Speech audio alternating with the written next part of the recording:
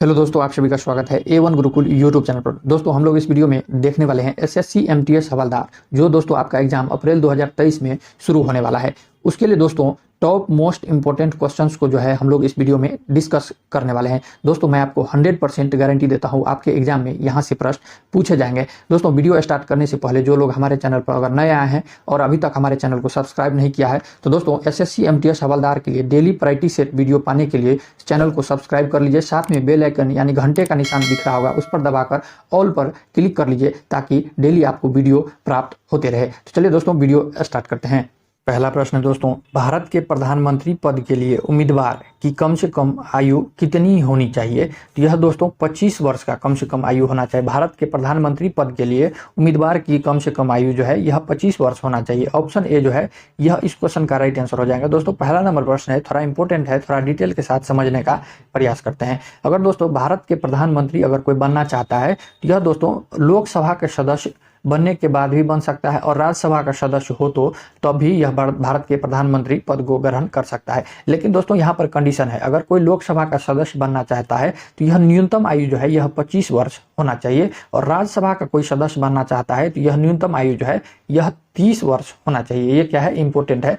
दोस्तों, हमारे देश में सामान्यतः जो है प्रधानमंत्री लोकसभा का सदस्य ही होता है, अतः न्यूनतम आयु कितना होना चाहिए?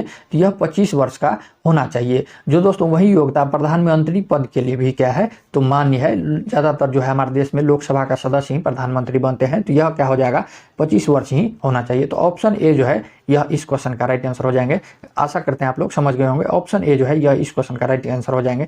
दूसरा नंबर प्रश्न है, निम्नलिखित में से गुप्त वंश का राजा कौन था जिसने हुनों पर आक्रमण करने से रोका था? तो यह कौन थे? तो गुप्त वंश के राजा तो यह स्कंदगुप्त थे। स्कंदगुप्त के समय में ही हुनों ने आक्रमण किया था और इन्होंने स्कंदगुप्त ने इन्हें रोका था, जिसमें दोस्तों स्कंदगुप्त की जीत हुई थी और हुनों की यह पराजित हुई थी। तो ऑप्शन सी जो है यह इस क्वेश्चन का राइट आंसर हो जाएंगे। नेक्स्ट प्रश्न दोस्तों, तीसरा नंबर प्रश्न है, भारत में सबसे अधिक किस प्रकार की मिट्टी पाया जाता है? भारत में जो है यह सबसे अधिक यह किस प्रकार की मिट्टी पाई जाती है? तो यह दोस्तों एलुवियल मिट्टी पाई जाती है। क्या? तो यह एलुवियल मिट्टी। दोस्तों एलुवियल मिट्टी को ही जलोढ़ मिट्टी कहा जाता है। क्या कहा जाता है? तो यह जलोढ़ मिट्टी एलुवियल मिट्टी को ही कहा जाता है। तो दोस्तों आपको कंफ्यूज नहीं करना है, भारत में सबसे अधिक जो है यह जलोढ़ मिट्टी पाया जाता है, जो काफी उपजाऊ भूमि होता है, काफी उपजाऊ मिट्टी होता है। तो ऑप्शन सी जो है यह इस क्वेश्चन का राइट आंसर हो जाएंगे। चौथा नंबर प्रश्न है दोस्तों, 4 नंबर प्रश्न है, बेहद ही महत्वपूर्ण प्रश्न है, निम्नलिखित में से कौन सा विषय संघ सूची में शामिल है? कौन सा विषय जो है यह संघ सूची में शामिल नहीं है? रेलवे, बैंकिंग, सिक्का ढलाई, ये सब क्या है तो यह संघ सूची में शामिल है। लेकिन दोस्तों ऑप्शन डी जो है मछली उद्योग, यह संघ सूची में शामिल नहीं है। तो इस क्वेश्चन का राइट आंसर ऑप्शन डी हो जाएगा। थोड़ा दोस्तों महत्वपूर्ण है तो इसको इंपोर्टेंट है, थोड़ा इसको डिटेल से समझने का प्रयास करते हैं। मछली उद्योग जो है यह राज्य सूची का जो है यह भाग है। क्या है? तो यह राज्य सूची में शामिल है। दोस्तों मछली उद्योग जो है प्राथमिक क्षेत्र के अंतर्गत आता है और संपूर्ण प्राथमिक क्षेत्र जो है यह दोस्तों राज्य सूची के भाग होते हैं। क्या होते हैं? तो यह राज्य सूची के भाग आते हैं। दोस्तों बात कर लेते हैं प्रथम क्षेत्र के अंतर्गत कौन कौन सा आता है। बात कर लेते हैं प्रथम क्षेत्र के अंतर्गत कौन कौन सा आता है। तो प्रथम क्षेत्र के अंतर्गत दोस्तों याद रखिएगा, कृषि आता है, पशुपालन आता है जिसमें मछली पालन आता है, भेड़ पालन आता है। ये सब क्या है तो प्राथमिक क्षेत्र के अंतर्गत आता है, और प्राथमिक क्षेत्र जितने भी हैं सभी क्या है तो यह राज्य सूची का भाग होता है। तो उसमें से मछली उद्योग जो है यह राज्य सूची का भाग हो जाएगा। तो आप लोग दोस्तों अगर एग्जाम में किसी भी तरह से पूछे तो आपको घबराना नहीं है, आपको आंसर लगाना है। 5 नंबर प्रश्न है दोस्तों, भारतीय संविधान में निर्देशात्मक नियमों का समावेशन निम्न स्थापन के लिए किया गया है। तो दोस्तों यह सामाजिक और आर्थिक लोकतंत्र भारतीय संविधान में निर्देशात्मक नियमों और समावेशन स्थापन के लिए किया गया है। तो ऑप्शन सी जो है यह इस क्वेश्चन का राइट आंसर हो जाएंगे। 6ठा नंबर प्रश्न है, बहुत ही महत्वपूर्ण प्रश्न है, निम्नलिखित में से किस सिख गुरु ने गुरु नानक की जीवनी लिखी थी? कौन से सिख गुरु थे जिन्होंने गुरु नानक जी की जीवनी लिखी थी? तो यह दोस्तों गुरु अंगद देव जी। सिख गुरु के दूसरे गुरु कौन थे? तो यह गुरु अंगद देव जी थे जिन्होंने गुरु नानक जी के जीवनी लिखे थे। ऑप्शन ए जो है यह इस क्वेश्चन का राइट आंसर हो जाएंगे। दोस्तों गुरु रामदास जो है यह गुरु, ऑप्शन सी में जो है यह गुरु रामदास जी है, यह सिख धर्म के चौथे गुरु थे, और गुरु अर्जुन देव जो है यह सिख धर्म के 5वें गुरु थे, और गुरु अमरदास जो है यह सिख धर्म के 3रे गुरु थे। तो आप लोग इसे भी ध्यान रखेंगे। दोस्तों बात कर लेते हैं सिख धर्म के स्थापना किसने किया था, संस्थापक किसे कहा जाता है? तो यह दोस्तों सिख धर्म के स्थापना जो है यह गुरु नानक देव जी ने किया था। तो आप लोग इसे ध्यान रखेंगे। और दोस्तों सिख धर्म में कुल कितने गुरु हुए? तो यह सिख धर्म में कुल 10 गुरु हुए। दोस्तों 10 गुरु के नाम एक बार जान लेते हैं। दोस्तों पहला गुरु जो सिख धर्म का स्थापना किया था वह गुरु नानक देव जी थे। और दोस्तों सिख धर्म के दूसरे गुरु यह गुरु अंगद देव जी थे। और सिख धर्म के तीसरे गुरु की बात कर ले तो यह गुरु अमरदास थे। और सिख धर्म के चौथे गुरु रामदास थे। और सिख धर्म के 5वें गुरु जो है यह गुरु अर्जुन देव थे। और सिख धर्म के 6ठे गुरु यह हरगोविंद जी थे। और 7वें गुरु गुरु हरराय जी थे। और 8वें गुरु जो है यह हरकिशन जी थे। और 9वें गुरु तेग बहादुर जी थे। और दोस्तों 10वें गुरु जो है यह सिख धर्म के अंतिम गुरु गुरु गोविंद सिंह जी थे। तो आप लोग इसे भी ध्यान रखेंगे। इसके बाद दोस्तों सिख धर्म में कोई भी गुरु नहीं हुआ। इसके बाद दोस्तों खालसा पंथ की स्थापना कर लिया और उसे ही अपना गुरु मान लिया। तो दोस्तों आप लोग सभी चीज को ध्यान रखेंगे, आपके एग्जाम में कुछ भी पूछ सकता है। 7 नंबर प्रश्न है, निम्नांकित मौद्रिक नीति का अप्रत्यक्ष उपकरण है। निम्नांकित मौद्रिक नीति का अप्रत्यक्ष उपकरण है। तो दोस्तों यह वैधानिक तरलता अनुपात हो जाएगा। क्या हो जाएगा? तो यह वैधानिक तरलता अनुपात हो जाएगा।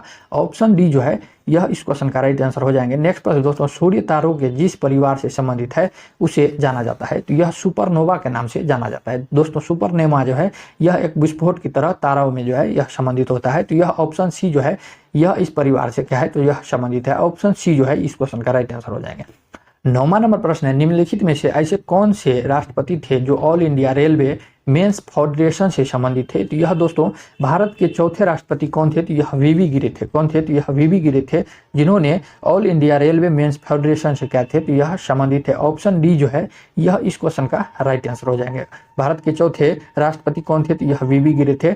ऑप्शन डी जो है यह इस क्वेश्चन का राइट आंसर हो जाएंगे। आप लोग इसे भी ध्यान रखेंगे। नेक्स्ट प्रश्न दोस्तों, राज्य नीति का निम्नलिखित में से कौन सा एक दिशा निर्देशक सिद्धांत महात्मा गांधी के दर्शन से जुड़ा हुआ है? महात्मा गांधी के दर्शन से जुड़ा हुआ है। तो दोस्तों ऑप्शन बी जो है ग्राम पंचायतों की स्थापना, ये क्या है? तो यह राज्य नीति का निम्नलिखित में से जो है दिशा निर्देशन सिद्धांत महात्मा गांधी से क्या है, तो यह जुड़ा हुआ है। ऑप्शन बी जो है इस क्वेश्चन का राइट आंसर हो जाएंगे।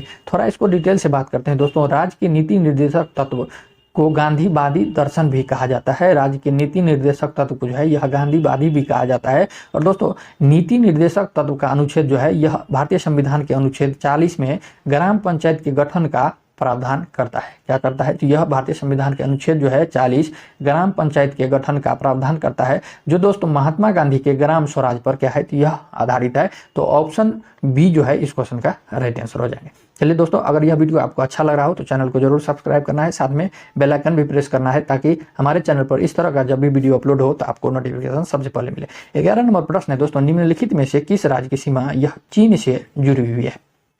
कौन से राज्य की सीमा जो है यह चीन से जुड़ा हुआ है? तो यह दोस्तों अरुणाचल प्रदेश जो है यह इसमें से यह चीन के सीमा के साथ जुड़ा हुआ है। दोस्तों भारत की राज्य की बात कर ले तो चीन के साथ कौन कौन से राज्य का सीमा जुड़ा हुआ है? तो दोस्तों 5 राज्य जो है, भारत के 5 राज्य जो है यह चीन के सीमा से जुड़ा हुआ है, जिसमें से दोस्तों पहला जम्मू कश्मीर, दूसरा हिमाचल प्रदेश, तीसरा जो है यह उत्तराखंड है, चौथा जो है यह सिक्किम है, और 5वां जो है यह अरुणाचल प्रदेश है। तो दोस्तों आपके एग्जाम में कुछ भी पूछ सकता है, कोई भी प्रदेश आपको राज्य जो है ऑप्शन में दिया रहेगा तो उसी को चुनना है। तो दोस्तों यह चीन के साथ जो है भारत के 5 राज्य का सीमा लग। इसके साथ दोस्तों एक और प्रश्न पूछा जाता है, भारत का कौन कौन सा राज्य जो है यह म्यांमार के सीमा से मिलता है? भारत का वह कौन कौन सा राज्य जो है यह म्यांमार के सीमा से मिलता है? ये भी प्रश्न पूछा जाता है दोस्तों। तो भारत का 4 राज्य जो है यह म्यांमार के सीमा से मिलता है। कौन सा है? मिजोरम है, मणिपुर है, अरुणाचल प्रदेश है और नागालैंड। नागालैंड, मणिपुर, अरुणाचल प्रदेश और मिजोरम जो है यह म्यांमार के सीमा से लगता है, म्यांमार के सीमा से लगता है। और दोस्तों 5 राज्य जो है यह चीन के सीमा के साथ लगता है। तो ऑप्शन डी जो है इस क्वेश्चन का राइट आंसर हो जाएंगे। बहुत महत्वपूर्ण प्रश्न था दोस्तों, आप लोग ध्यान रखेंगे। नेक्स्ट प्रश्न दोस्तों 12 नंबर प्रश्न है, 1929 में किसकी अध्यक्षता में आयोजित भारतीय राष्ट्रीय कांग्रेस के लाहौर अधिवेशन में ब्रिटिश शासन ने पूर्ण स्वतंत्रता प्रस्ताव पारित किया गया था? तो दोस्तों क्या कह रहा है दोस्तों, 1919 में भारत राष्ट्रीय कांग्रेस के जो लाहौर अधिवेशन हुआ था उसमें अध्यक्षता किसने किया था? जिसमें दोस्तों 1929 में जो है लाहौर अधिवेशन हुआ था, उसमें दोस्तों पूर्ण स्वतंत्रता का जो है प्रस्ताव पारित हुआ था। तो दोस्तों उसमें जो है अध्यक्षता जवाहरलाल नेहरू जी ने किया था। और 1929 ईस्वी में भारतीय राष्ट्रीय कांग्रेस के लाहौर अधिवेशन हुआ था, उसमें दोस्तों पूर्ण स्वतंत्रता का प्रस्ताव भी पारित किया गया था। तो आप लोग इसे भी ध्यान रखेंगे। इससे पहले दोस्तों 1928 में भारतीय राष्ट्रीय कांग्रेस की एक और अधिवेशन हुआ था। वह दोस्तों 1928 में जो है कांग्रेस के कलकत्ता अधिवेशन हुआ था, जिसमें दोस्तों अध्यक्ष किसने किया था, तो यह 1928 में मोतीलाल नेहरू ने कलकत्ता अधिवेशन की अध्यक्षता की थी। और एक साल बाद 1929 में जो है यह किसने लाहौर में जो अधिवेशन हुआ था उसकी अध्यक्षता किसने की थी, तो यह जवाहरलाल नेहरू जी ने किया था। और दोस्तों 1929 के जो है ये लाहौर अधिवेशन में पूर्ण स्वतंत्रता का प्रस्ताव पारित किया गया था। तो आप लोग इसे भी ध्यान रखेंगे। ऑप्शन सी जो है यह इस क्वेश्चन का राइट आंसर हो जाएंगे। ऑप्शन सी इस क्वेश्चन का राइट आंसर हो जाएंगे। दोस्तों 13 नंबर प्रश्न है, ये भी क्या है, बहुत ही महत्वपूर्ण है प्रश्न है, इंपोर्टेंट प्रश्न है। दोस्तों शिक्षक दिवस यह कब मनाया जाता है, शिक्षक दिवस जो है टीचर्स डे जो है यह कब मनाया जाता है, तो यह दोस्तों आप लोग ध्यान रखेंगे टीचर्स डे जो है यह 5 सितंबर को पूरे भारतवर्ष में मनाया जाता है। दोस्तों आप लोग कमेंट में जरूर लिखना है यह किसके जन्म दिवस के रूप में मनाया जाता है, किसके जन्म दिवस के रूप में मनाया जाता है, ये आप सभी के लिए होमवर्क रहा, आप सभी के लिए होमवर्क रहा, आप लोग कमेंट में जरूर लिखेंगे। 14 नंबर प्रश्न है दोस्तों 1857 की क्रांति से संबंधित प्रश्न है, बहुत ही महत्वपूर्ण प्रश्न है। 1857 की क्रांति में निम्नलिखित में से किसी एकमात्र मित्र के द्वारा धोखा मिला और ब्रिटिश द्वारा पकड़ा गया तथा इसे मार दिया गया। तो दोस्तों भारतीय 1857 की क्रांति में जो है यह जो है तात्या टोपे को जो है यह धोखा मिला था, किसे, तो यह तात्या टोपे को जो है धोखा मिला था। ऑप्शन डी जो है यह इस क्वेश्चन का राइट आंसर हो जाएंगे, राइट आंसर हो जाएंगे। 15 नंबर प्रश्न है दोस्तों जंप बॉल जो है शब्द निम्नलिखित में से किससे संबंधित है, जंप बॉल जो है यह किससे संबंधित है, कौन से खेल से संबंधित है, तो दोस्तों जंप बॉल जो है यह बास्केटबॉल से संबंधित खेल से संबंधित शब्द है। तो ऑप्शन सी जो है यह इस क्वेश्चन का राइट आंसर हो जाएंगे। दोस्तों आपके एग्जाम में जो है शब्द खेल से संबंधित शब्द भी पूछे जाते हैं, इसीलिए महत्वपूर्ण है, आप लोग ध्यान रखेंगे।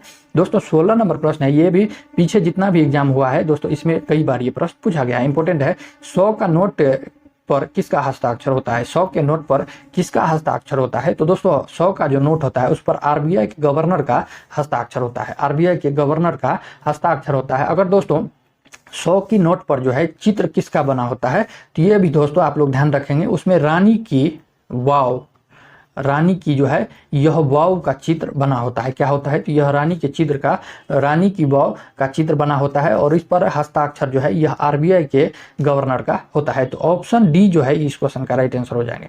दोस्तों 17 नंबर प्रश्न है, बहुत ही महत्वपूर्ण प्रश्न है, सबसे बड़ा तेल शोधक कारखाना निम्नलिखित में से कहां पर है, भारत का सबसे बड़ा तेल शोधक कारखाना जो है यह कहां पर स्थित है, तो दोस्तों आपको ध्यान रखना है यह जामनगर में है। जामनगर कहां पर है, तो यह गुजरात के जामनगर में जो है, गुजरात के जामनगर में जो है भारत का सबसे बड़ा तेल शोधक कारखाना स्थित है।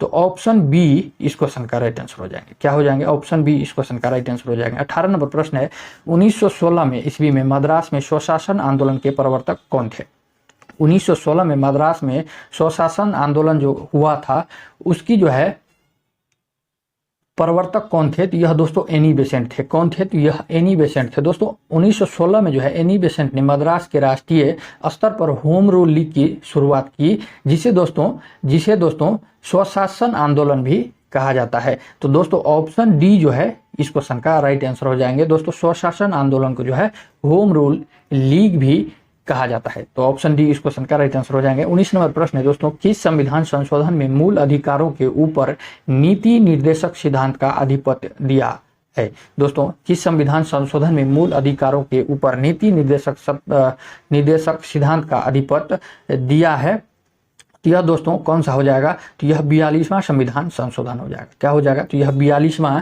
संविधान संशोधन हो जाएगा। दोस्तों 42वां संविधान संशोधन कब किया गया था, तो आप लोग ध्यान रखेंगे 42वां संविधान संशोधन जो है यह 1976 में किया गया था, कब किया गया था, तो यह 1976 में 42वां संविधान संशोधन 1976 के तहत जो है मूल अधिकार पर नीति निर्देशक तत्व को जो है प्राथमिकता दी गई। और दोस्तों अनुच्छेद भारतीय संविधान के अनुच्छेद 31 के ग को जोड़कर यह प्रावधान किया गया कि नीति निर्देशक तत्व को प्रभावी करने के लिए मूल अधिकार में संशोधन किया जा सकता है। तो दोस्तों ऑप्शन ए जो है इस क्वेश्चन का राइट आंसर हो जाएंगे। दोस्तों यह ऑप्शन ए इस क्वेश्चन का राइट आंसर हो जाएंगे। 20 नंबर प्रश्न है दोस्तों यदि समय अवधि में सामान्यतः 1 वर्ष के लिए दौरान विभिन्न क्षेत्रों के द्वारा कुल उत्पादित वस्तुओं एवं दी गई सेवाओं का कुल योग कहलाता है, कुल योग क्या कहलाता है, तो यह दोस्तों राष्ट्रीय उत्पाद कहा जाता है। दोस्तों राष्ट्रीय उत्पाद को जीडीपी भी कहा जाता है, राष्ट्रीय उत्पाद को जीडीपी भी कहा जाता है। तो यह दोस्तों ऑप्शन डी जो है इस क्वेश्चन का राइट आंसर हो जाएंगे। चलिए दोस्तों आज की क्लास में इतना ही रहने देते हैं, मिलते हैं नेक्स्ट वीडियो में। अगर यह वीडियो आपको अच्छा लगा हो तो चैनल को जरूर सब्सक्राइब करना है, साथ में बेल आइकन भी प्रेस कर लेना है ताकि आगे आने वाले वीडियो का नोटिफिकेशन जो है यह आपको सबसे पहले मिले। चलिए दोस्तों मिलते हैं नेक्स्ट वीडियो में, तब तक के लिए जय हिंद जय भारत।